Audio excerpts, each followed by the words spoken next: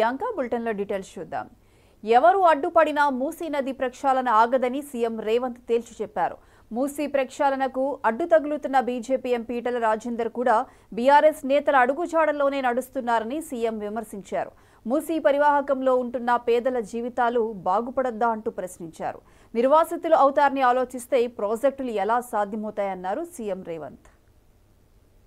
సరస్వతి గంగా కావేరి పేర్లు పెట్టుకున్నప్పుడు మూసి అనేందుకు మన బిడ్డలకు పెట్టుకోకూడదు. ఆ మూసిని అద్భుతంగా నిర్మించినప్పుడు తప్పకుండా తల్లిదండ్రులు వాళ్ళ బిడ్డల పేర్లు మూసి అని పెట్టుకుంటారు. అంత అద్భుతమైన నిర్మాణం మనం చేసుకుందాం. నిర్మాణ క్రమంలో మల్లన్న సాగర్లో 14 ఊర్లను ఖాళీ చేసి 60,000 ఎకరాలు మల్లన్న సాగర్లో ల్యాండ్ ఎక్వేషన్ జరగలేదా? కొండ పోచమ్మలో జరగలేదా? రంగనాయక సాగర్లో ల్యాండ్ ఎక్వేషన్ జరగలేదా?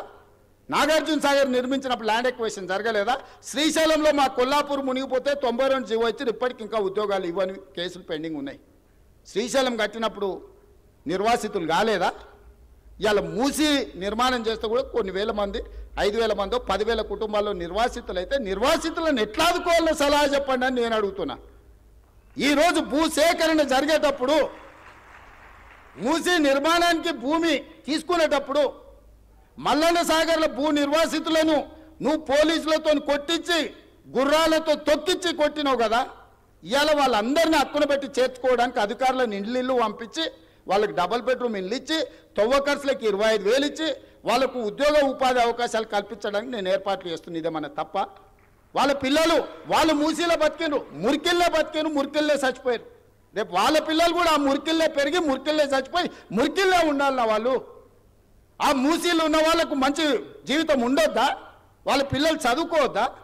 వాళ్ళు బాగుపడొద్దా? వాళ్ళందరినీ బాగు చేసే బాధ్యత ప్రభుత్వం తీసుకుందామని నేను చెప్తున్నా.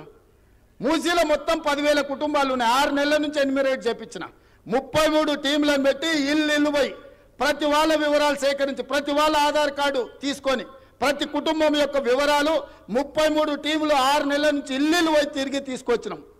ఇప్పుడు అవేర్నెస్ ప్రోగ్రాంలో గోడ మీద మార్కింగ్ చేస్తున్నాం. ఇక్కడి వరకు మూసీ రివర్ బెడ్ ఉన్నది, ఆ పైన బఫర్ జోన్ ఉన్నది.